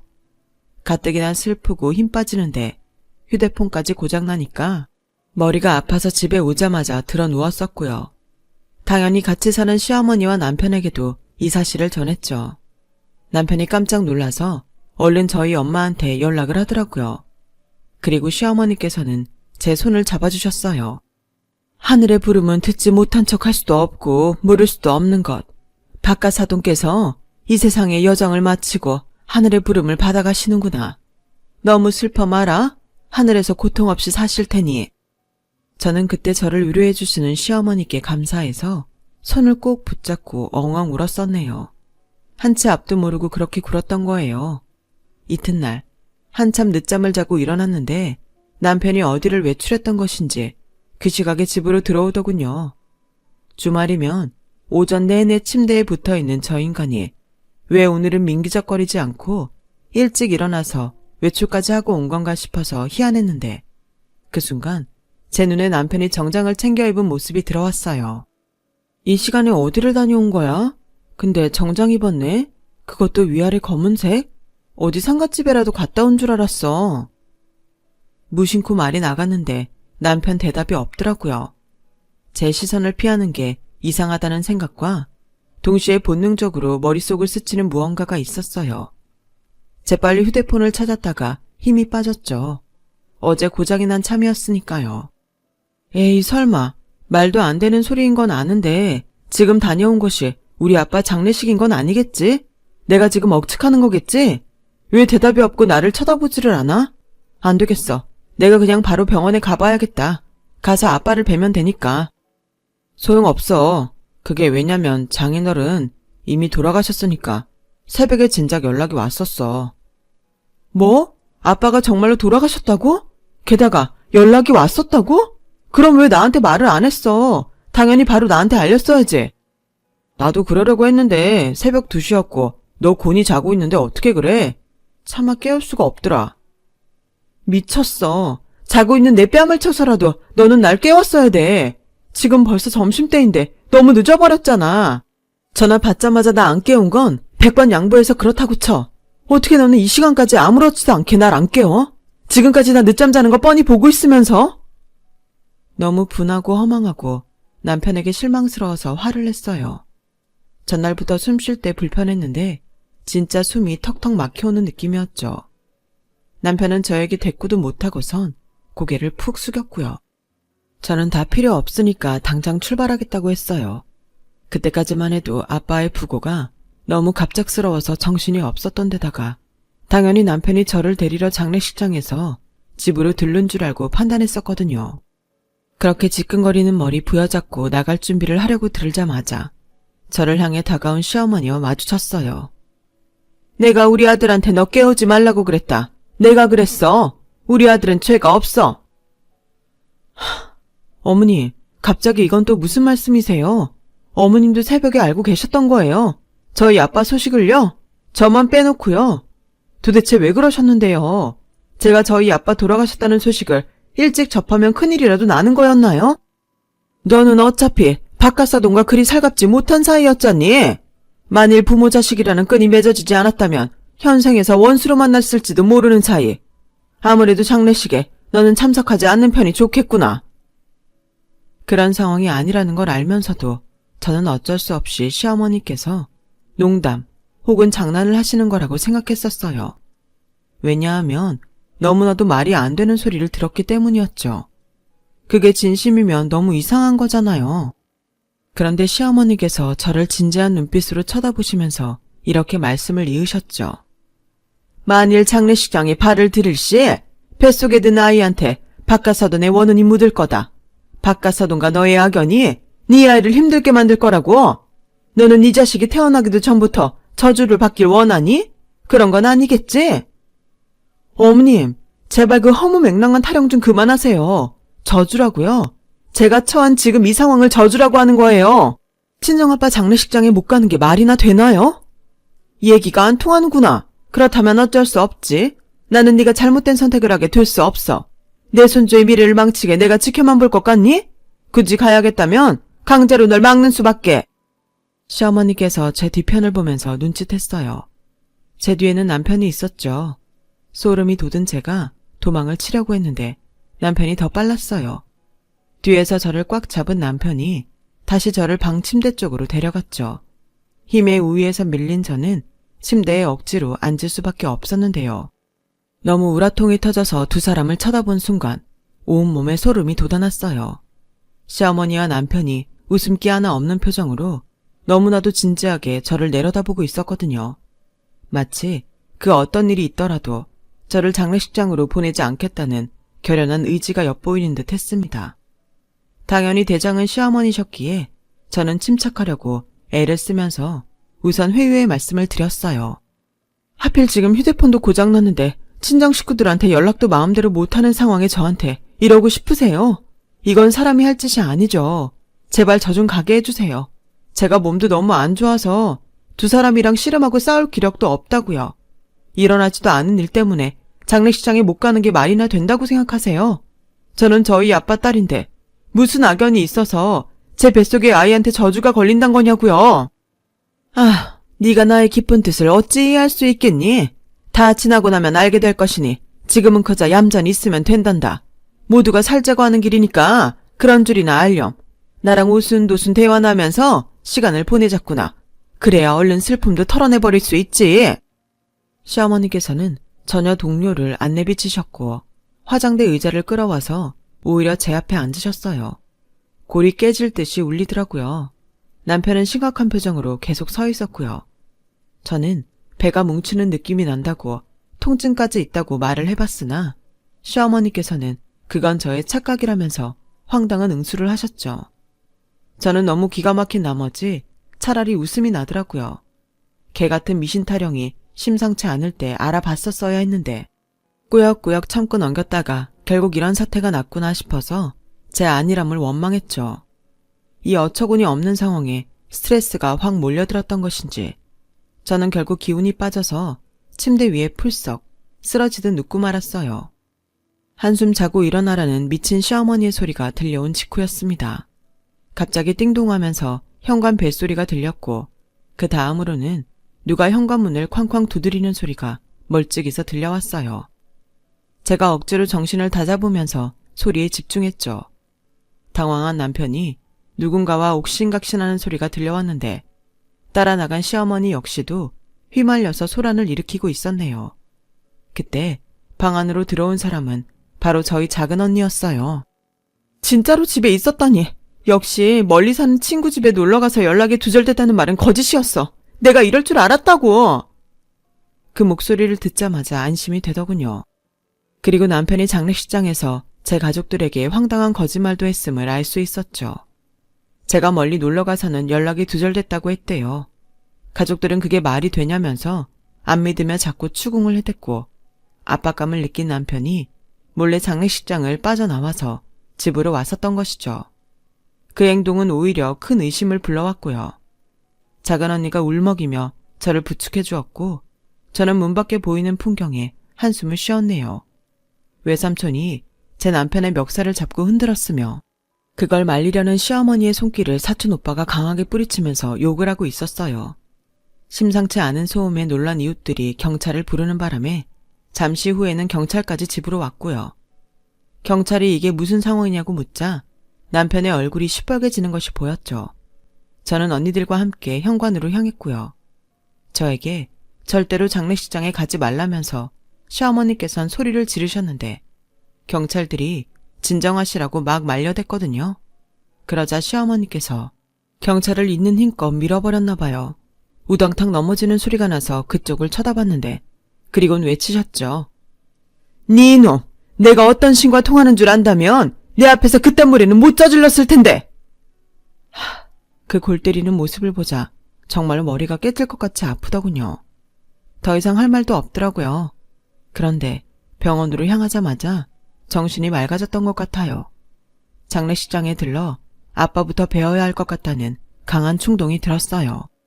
엄마가 놀라신 얼굴로 저를 맞아주셨는데 설명은 언니들한테만 맡긴 채 저는 아빠의 영정사진부터 마주했어요. 제가 좀 늦었어요. 죄송해요. 제 팔자 제가 꼭 멍청한 딸이라서 늦을 수밖에 없었어요. 아빠, 나 이제 어떻게 하면 좋을까요? 아빠 하늘나라 가시는 김에 저한테 답을 알려주고 떠나시면 안 돼요? 그렇게 혼잣말을 하며 아빠한테 인사를 드리던 저는 갑자기 심한 복통을 느꼈는데 이상하게도 본능적으로 뱃속의 아이를 제가 만날 수 있을 것 같지가 않다는 예감이 그때 들었답니다. 몇 시간 후에 시누이가 찾아왔는데 오만상을 쓰면서 저한테 어처구니 없는 소리를 했어요. 너 멍청한 거 보니까 어이가 없다. 우리 엄마는 지금 너 때문에 알아 누우셨어. 네가 우리 엄마의 뜻을 거스르고 반항하는 바람에 일이 꼬였다면서? 너 관상부터 멍청한 걸 내가 알아봤어야 했는데. 저는 시누이의 말을 개무시해 주었어요. 어차피 나중에 박살낼 생각을 하니까 마음이 차분해졌거든요. 시누이는 저한테 쌍욕을 하며 자리를 떴고 저는 아빠를 보내드린 후에 시댁으로 돌아가지 않았어요. 제 짐은 외삼촌과 큰언니가 챙겨왔고요. 뱃속에 가여운 생명은 결국 세상의 빛을 보지 못한 채로 떠났어요. 조용히 심장이 멈춰 있었더군요. 가여운 생명에게 애도를 표하며 저는 남편에게 이혼 소송을 진행했죠. 그 내용 남편의 직장으로 보내기도 했습니다. 고인물들이 다니는 작은 곳이라서 소문이 나는 건 순식간이었죠. 남편이 저를 찾아와서 무릎 꿇고 울었는데 저한테 싸대기 맞고 돌아갔네요. 눈물 젖은 뺨이라 그랬었는지 싸대기도 아주 찰지가 먹혀서 좋더라고요. 시댁의 가업인 식당도 공중 분해시켜버렸어요. 제가 몇 번 가봤기에 약점을 알았거든요. 시대가 어느 때인데 근로계약서도 안 쓰고 사람을 부려먹나요? 사회초년생 알바생들한테 가서 그 사실 알려주고 무조건 신고해라. 니네가 갑이다. 란 거 말해줬죠. 그리고 전통주 취급하는 곳이라서 오히려 신분증 검사에 느긋했던 점을 이용해서 미성년자를 손님으로 받은 것 같다고 몇 번 신고를 넣었어요. 그런데 정말로 걸렸더군요.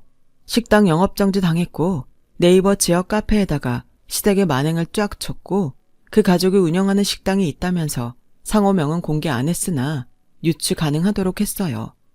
그 글은 이틀 뒤에 삭제당했지만 충분히 퍼진 뒤였고 난리가 났어요. 영업 재개했던 그 식당은 몇 달 뒤에 문 닫게 됐습니다. 제가 동창들이랑 오만 지인들한테 소문 다 퍼뜨려서 남편은 쓰레기로 낙인 찍혔고요. 이혼으로 남남되기 전에 시어머니께서 저한테 눈물로 비셨었어요. 내가 망측한 혼에 씌어서 홀렸었나 보다. 지금은 정신이 돌아왔단다. 너한테 그러는 게 아니었는데 내가 잘못했다. 정말 미안하구나. 그러니까 우리 아들 좀 받아오. 이혼 과정이 너무 가혹한 것 아니니? 글쎄요. 제가 보기에는 아직도 망측한 혼에 씌어 계신 것 같은데요. 어디서 굿이라도 받아보셔야 하는 거 아니에요? 정말 걱정돼서 그래요. 365일 망측한 혼에 씌어 계시니 이쯤 되면 악귀의 본체가 아니실는지. 태연하게 제가 조롱해드렸더니 뒤로 넘어가시면서 거의 발작하시는 모양새로 분노하셨어요. 저는 깔끔히 무시해드렸고요. 얼마 후에 전 남편 놈하고는 완전히 남남이 될 수 있었고 이혼하면서 저는 돈도 꽤 받을 수 있었죠. 완전히 폐가 망신해버린 그 집안은 다시 일어나지 못했고 이듬해에 전 남편은 재혼을 했었어요. 겹치는 지인이 있어서 소식이 들려오더군요. 웃긴 건 또 혼전 임신이었죠. 그쯤 되니 저의 임신도 고의는 아니었을까 의심이 되기도 했네요. 애는 낳았는데 금세 이혼했다더군요. 그럼 그렇죠. 참나. 제가 어떻게 그런 놈하고 결혼해서 그런 집안에 들어가 살았었는지 믿기지 않을 정도예요. 저는 쇼핑몰 회사에 새로 들어가서 일을 시작했는데 너무 만족스러워서 보람된 일상을 계속 지내고 있는 중이에요. 매일 웃을 수 있는 일이 있어서 행복하네요. 제 경험담은 여기까지예요. 들어주신 분들 모두 항상 웃음 나는 일이 가득하시길 바래요. 건강하세요. 여러분, 사연 댓글에 응원과 현명한 조언 부탁드려요. 좋아요와 구독은 저에게 큰 힘이 됩니다. 오늘도 좋은 일 가득하세요.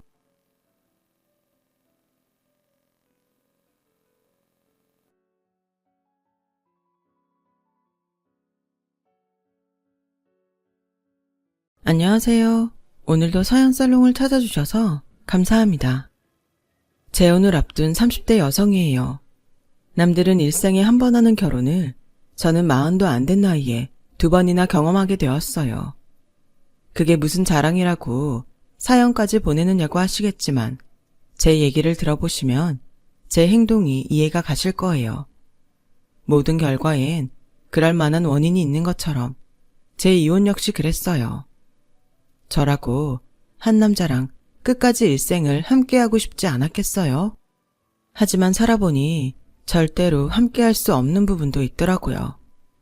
제 사정을 잘 모르는 주변 분들은 제가 이혼했다는 소리를 들으시곤 남편이 외도를 것도 아니고 돈을 못 벌어오는 것도 아닌데 이혼은 무슨 이혼이니? 다 네가 참을성이 없어서 그래. 무조건 저를 탓하기도 하는데요. 이런 반응들 때문에 억울해서 한동안 밥도 잘 못 먹고 잠도 제대로 못 잘 정도였어요. 그렇다고 주변 사람들을 모아놓고 내 결혼 생활과 이혼에 이른 이유를 공개적으로 밝힐 수도 없는 노릇이고 가슴만 답답하더라고요. 그래서 이참에 대놓고 알린 후에 억울했던 모든 걸 털어내자 싶어 사연을 보내봅니다. 결혼 이전까지 제 인생은 이렇다 할 부침 없이 평범했어요. 중산층 가정에서 태어나 부족함 없이 살아왔고 장녀라서 동생들보다 많은 혜택을 누리고 자라기도 했죠. 딱 하나 남보다 못한 게 있다면 그건 수학 점수였어요. 아무리 노력을 해도 수학 점수는 좀처럼 오르지 않았거든요. 동계산을 할 때도 남보다 느리고 그나마도 종종 틀리곤 했어요. 상황이 이러니 일찌감치 제 진로는 문과로 정해진 셈이었죠. 오죽하면 고3 때 저희 엄마가 수능 시험을 앞둔 제게 그랬겠어요. 수학 문제를 꼭 풀어야 하는 건 아니야. 찍는 방법도 있잖아. 풀어서 빵점 받는 것보다 찍어서 15점 받으면 그게 이득 아니겠어? 어떻게든 대학은 가야지. 시험을 앞둔 딸한테 수학 문제를 풀지 말고 찍으라고 말하는 엄마 심정이 오죽했겠어요. 하지만 당시 제 성적이 수학만 아니면 명문대도 노려볼만 하다고 할 정도로 꽤 좋았거든요. 모의고사 때 수학 문제도 열심히 풀어도 빵점이 나오길래 한 번은 에라 모르겠다는 심정으로 찍었더니 글쎄 15점이 나오더라고요. 푸는 것보다 찍는 게 나았던 거죠. 그러니 저희 엄마도 시험을 앞둔 딸한테 그런 말을 했던 거고요. 아무튼 저는 제 인생에서 가장 큰 시험에서 수학 문제를 몽땅 찍었어요. 그런데 결과가 어땠는지 아세요? 무려 47점이나 나온 거예요. 기적이었죠. 덕분에 저는 제가 원하던 대학에 들어갈 수 있었어요. 수포자인 저로서는 로또를 맞은 거나 다름없는 순간이었죠. 대학에 들어간 이후로는 수학에 대한 스트레스에서 벗어날 수 있었어요. 교양 과목부터 전공 필수 과목까지 수학과 연관된 과목은 없었으니까요.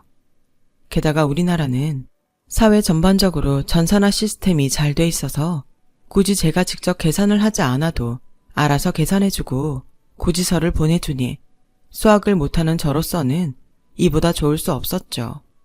그 일이 있기 전까지는 말이에요. 대학을 졸업하고 취업에 성공한 저는 모 기업 홍보실에 입사했어요. 당시 제가 맡은 업무는 사보 취재기사 작성이었는데 그해 상반기 뛰어난 성과를 낸 직원을 만나 직접 인터뷰를 하고 기사 작성을 하는 일이었어요. 입사 초기라 아직 회사 일이 서툴던 저는 타 부서 사람을 만나 인터뷰를 하기 위해 그 부서가 하는 일과 그 직원이 이룬 업무 성과의 의의 등을 미리 공부해 가야 했으니까요. 뭘 알아야 질문도 할 수 있으니까요. 처음 인터뷰를 하게 된 건 젊은 영업부 대리였어요. 바로 제 첫 번째 남편이었죠. 첫 인터뷰라 저도 나름대로 준비를 많이 해가기도 했고 남편 또한 아직 신입인 저를 많이 배려해 주어서 인터뷰는 잘 마무리되었어요. 그렇게 저의 첫 업무였던 사보가 인쇄되어 나왔고 나름 뿌듯해하던 저는 몇 시간 뒤 심할서를 쓸 위기에 처하게 되었어요. 어떻게 된 일이냐고요? 남편과의 인터뷰 중에 지난 분기보다 성장한 영업 성과를 표와 그래프로 냈는데 제가 계산을 잘못하는 바람에 마이너스 성장이 돼버린 거였죠. 한마디로 인터뷰 내용과 정반대의 상황을 만들어버린 거예요. 이에 영업부에서 바로 항의했고 영업부 과장님은 사부를 담당한 직원을 당장 바꾸라며 수화기 너머로 호통치셨어요. 결국 당시 대리로서는 이례적으로 엄청난 영업 성과를 내서 사부까지 실리게 됐던 남편한테 저는 찬물을 끼얹은 셈이 되고 말았죠. 그래서 한동안 영업부 쪽으로는 발길도 하지 않을 정도로 남편과 영업부 사람들을 피해 다녔어요. 그런데 원수는 외나무다리에서 만난다고 하필 막다른 복도에서 남편과 마주쳤지 뭐예요. 저는 귀까지 발갛게 달아올라선 고개를 푹 숙이고 지난번 일은 정말 죄송하게 됐다고 사과를 했어요. 제가 수포자라서 실수를 했습니다. 이번 후에 정정기사 제대로 낼 테니 마음 푸세요. 죄송합니다. 그리곤 도망치듯 가려고 했는데 남편이 말을 걸더라고요. 정정기사로는 마음이 안 풀릴 것 같은데요. 영화 보여주면 몰라도. 네? 영화요? 그렇게 저는 사과의 의미로 남편과 영화를 보게 되었어요. 솔직히 남편이 마음에 안 들었다면 처음부터 딱 잘라 거절을 했겠지만 실력도 있고 호감형으로 생긴 외모에 반해서 바로 약속 시간과 장소를 잡아버렸어요. 회사 밖에서 사복 차림으로 만나니 기분이 묘하더라고요. 뭐랄까, 회사에서는 의젓하게 보였다면 밖에선 꽤 젊고 풋풋하게 보였어요. 저랑 7살 차이가 났지만 나이 차이는 느껴지지 않을 정도였어요. 그렇게 느낀 데에는 몇 가지 이유가 있는데 그중 큰 비중을 차지한 건 바로 할인받는 데 능하다는 거였어요. 요즘은 통신사나 신용카드 등 의외로 할인받을 수 있는 것들이 많잖아요. 특히 젊은 친구들일수록 그런 쪽에 빠삭하고 활용도 많이 하고요.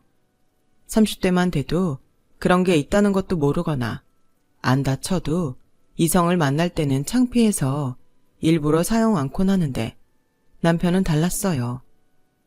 어차피 쓰라고 만든 기능인데 안 쓰는 사람이 바보죠. 통신비며 카드 연회비는 꼬박꼬박 내면서 내 권리 안 찾는다는 게 말이 되나요?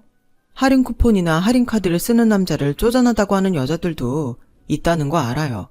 하지만 내 남편이 그런다면 모르긴 해도 칭찬해 줄걸요? 듣고 보니 맞는 말 같았어요. 남편의 말은 묘하게 설득력이 있어서 저도 모르게 남편 뜻에 동조하게 되더라고요. 그건 남편과 사귀고 나서도 다르지 않았어요. 그날 데이트를 시작으로 우리는 연애를 시작했고, 연애를 하는 동안 저는 남편한테 신용카드 사용법부터 마트 적립카드, 통신사 차감 할인 등에 대해 본격적으로 배우게 되었어요. 문과 출신인 저와는 달리 이과 출신인 남편은 수에 대한 감각도 남다르고 이율이나 손익계산도 엄청 빨라서 매번 놀라곤 했어요. 대학에 들어가고 다시는 쳐다도 안 볼 것 같았던 수학을 저는 남편과 연애를 하면서 다시 하게 된 셈이었죠. 매번 머릿속에선 쥐가 날 것 같았지만 남편한테 칭찬을 받으면 스트레스가 확 가시는 것 같아서 싫어도 꾹 참고 남편 말에 따랐어요. 그러던 어느 날이었어요. 남편이 뜬금없이 목걸이를 사왔더라고요. 그동안 열심히 자기 뜻을 따라준 데에 대한 선물이라면서요. 이건 내 돈으로 산 게 아니라 우리가 지난 2년 동안 절약한 비용으로 산 거야. 어때? 눈으로 보니까 절약할 맛이 나지? 통신비 커플 할인이며 데이트 비용으로 쓰려고 만든 카땡땡 통장, 그 밖에 할인 쿠폰 등으로 데이트 비용을 절약해왔는데 남편이 그걸 계산해보곤 해당 금액을 빼서 제 목걸이를 사온 거였죠. 때로는 너무 돈에 절절 매는 게 구질구질해 보이기도 했는데 이렇게 결과를 눈으로 확인하고 나니 내가 그동안 잘못 생각해왔다는 걸 알게 되었어요. 그래서 가끔 투정 부린 게 미안하더라고요. 이런 나라도 괜찮다면 나랑 결혼해주지 않을래? 평생 손에 물 안 묻히고 살게 해주겠다는 약속은 못하지만 적어도 돈 걱정하고 살게 하진 않을게. 우리 결혼하자. 제 눈을 바라보며 진지하게 말하는 남편의 모습에 왠지 믿음이 갔어요. 그래서 생각할 것도 없이 바로 좋다고 말했죠. 그렇게 결혼을 하기로 결정한 우리는 결혼 전에 앞으로의 상황에 대해 많은 대화를 나누었어요. 남편은 우리 대화를 그날 문서로 정리해서 결혼 10계명을 만들었어요. 그중 하나가 가계부를 쓰는 거였어요. 가계부? 난 지금껏 용돈 기입장도 안 써봤는데 솔직히 자신 없어. 어려울 거 없어. 지출한 거 그대로 적기만 하면 되는데 뭐가 문제야? 내가 옆에서 도와줄 테니까 걱정 마. 아, 그리고 돈 관리는 아무래도 자기보다는 내가 하는 게 나을 것 같은데 자기 생각은 어때? 물론 내가 계속 하겠다는 건 아니고 자기가 어느 정도 돈 관리에 익숙해지면 그땐 자기한테 다 맡길게. 그땐 남편의 꿍꿍이를 몰랐던지라 저는 그러겠다고 해버렸어요. 이후의 결과를 생각지도 않은 채요. 당시 남편은 30을 훌쩍 넘긴 나이라 시댁에서는 결혼을 서두르길 원했고 저 역시 20대 후반이라 저희 집도 기왕 할 거라면 시간 끌 거 없이 하기를 바라는 눈치였죠. 그런데 결혼을 앞두고 저희 엄마가 유방암 진단을 받으신 거예요. 다행히 초기라서 수술 없이 치료제를 통한 통근 치료를 하게 됐지만 남편은 이런 상황에 걱정이 됐던 모양이에요. 다름 아닌 돈 문제 때문이었죠. 이런 말 한다고 서운하게 생각하지 않았으면 좋겠어. 이건 어디까지나 결혼 후 우리 두 사람을 위한 거니까 말이야. 남편은 일단 결혼을 하면 우리는 독립된 가정을 꾸리는 거니까 각자 집안 문제에 금전 지출을 하는 건 지양하자고 하더군요. 물론 자식된 도리로 모른 척하기 힘들지만 매번 시댁 혹은 친정에 일이 생길 때마다 돈을 대게 되면 나중엔 그 문제로 부부 사이에 벽이 생길 수도 있고 실제로 금전적 타격을 입을 수도 있기 때문이라면서요. 남편 말이 틀린 건 아니었지만 엄마가 암 진단을 받자마자 이런 소리를 하니까 솔직히 기분은 나빴어요. 그래서 나도 모르게 뾰로통한 표정을 짓고 말았죠. 장모님 일도 있는데 이런 말에서 자기가 서운해할 거란 건 알아. 하지만 앞으로 시작할 우리 가정도 생각을 해야지. 안 그래? 우리가 안정된 후에 도와드리자는 거니까 너무 기분 나쁘게만 생각하지 말아줬으면 해. 서운한 마음에 결혼한 친구들한테 이 얘기를 했더니 오히려 긍정적인 반응이 쏟아지더라고요. 뭐가 문제니? 너희 집만 안 돕겠다는 것도 아니고 자기 집에도 돈 안 갖다 주겠다는데 문제될 거 없잖아. 솔직히 결혼하고 친정에 들어가는 돈이 많겠니? 시댁에 들어가는 돈이 많겠니? 우리 남편이 그런 얘기를 했다면 기특해서 뽀뽀라도 해주겠다. 니네 신랑 제법이다. 친구 말을 듣고 보니 남편 말이 틀린 게 아닌 것 같았어요. 그래서 남편을 만나 알겠다고 했죠. 이런저런 사소한 일들이 있고 나서야 우리는 결혼식을 올릴 수 있었어요. 애초에 결혼 자금을 남편과 반반 부담해서 만들었기 때문에 집도 혼수도 공동 부담으로 준비했어요. 지출되는 하나하나가 공동자금으로 나가는 거라서 예단이며 폐물 등 딱히 필요하지 않은 것들을 생략하고 꼭 필요한 것만 준비해 식을 올렸어요. 그 덕분에 남들은 혼수며 예단비 문제로 결혼 전부터 싸운다고 하던데 저희는 그런 잡음 하나 없이 결혼을 할 수 있었어요. 물론 결혼하고 신혼 초에는 남편과 약속했던 가계부를 쓰느라 스트레스를 좀 받긴 했지만 밖에서도 지출을 할 때마다 휴대폰에 메모를 하는 게 버릇이 되고 나니 가계부를 적는 것도 더는 문제가 되지 않았어요. 같은 회사에 다니고 있어서 매달 월급 나오는 날도 같고 성과급여나 보너스 지급일도 서로 알고 있어서 서로 감출 게 없다는 장점도 있었어요. 남편은 매달 들어오는 월급을 청약과 적금, 보험, 비상시 운영할 수 있는 자금 통장과 생활비 통장 등에 나눠 넣었어요. 제가 관리하는 건 우리 부부 생활비 통장이었죠.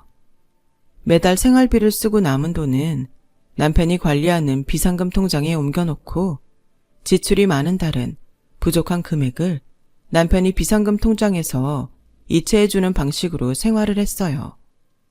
통장을 보면 우리 부부가 사용하는 자금의 흐름을 쉽게 알아볼 수 있을 정도로 정리가 잘 되었어요. 만약 제가 혼자 월급 관리를 했다면 절대 불가능한 결과였죠. 그래서 이런 방식에 불만 없이 생활을 하게 되었는데 결혼 후 3년이 지난 해부터 조금 삐걱이기 시작했어요. 제 여동생이 결혼을 하게 됐는데 축의금 문제로 남편과 말다툼을 하게 되었거든요.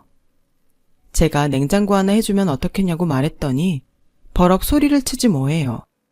냉장고가 얼만데 그걸 해준대. 못해도 돈백 이상 깨질 텐데 우리가 그럴 형편이 돼? 그렇다고 우리가 어렵게 사는 것도 아니잖아.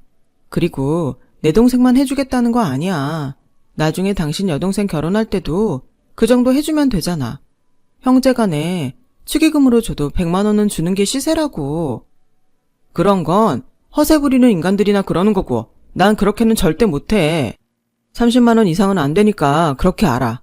우리 결혼할 땐 동생들한테 한 푼도 못 받았는데 왜 우리가 줘야 돼? 결혼은 지들이 알아서 하는 거야. 암튼 내 마음은 안 바뀌니까 더는 축의금 얘기 꺼내지 마. 남편의 완강한 태도에 결국 저는 동생 결혼식에 30만 원밖에 못했어요. 동생은 괜찮다고 자기 결혼 때문에 형부랑 싸우지 말라고 오히려 걱정을 하더군요. 하지만 그 말에도 불구하고 저는 언니로서 동생 보기 미안해서 결혼식 내내 얼굴을 들 수 없었어요. 이런 저와는 달리 남편은 축의금으로 30만 원이나 냈는데 점심은 제대로 먹어야 하지 않겠냐며 그 누구보다 열심히 접시를 바꿔가며 뷔페를 즐겼어요. 그 모습이 어찌나 얄밉던지 속으로 네 동생 결혼할 때 두고 보자 이를 박박 갈았어요.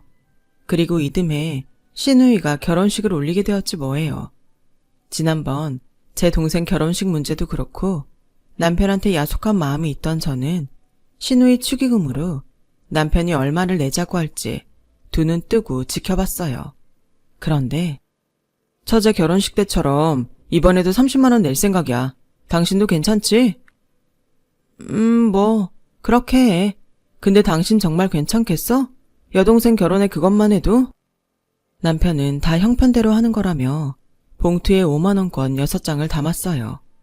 그렇게 시누이 결혼식 날이 되었고 남편과 저는 준비해간 봉투를 내곤 식장으로 들어갔어요.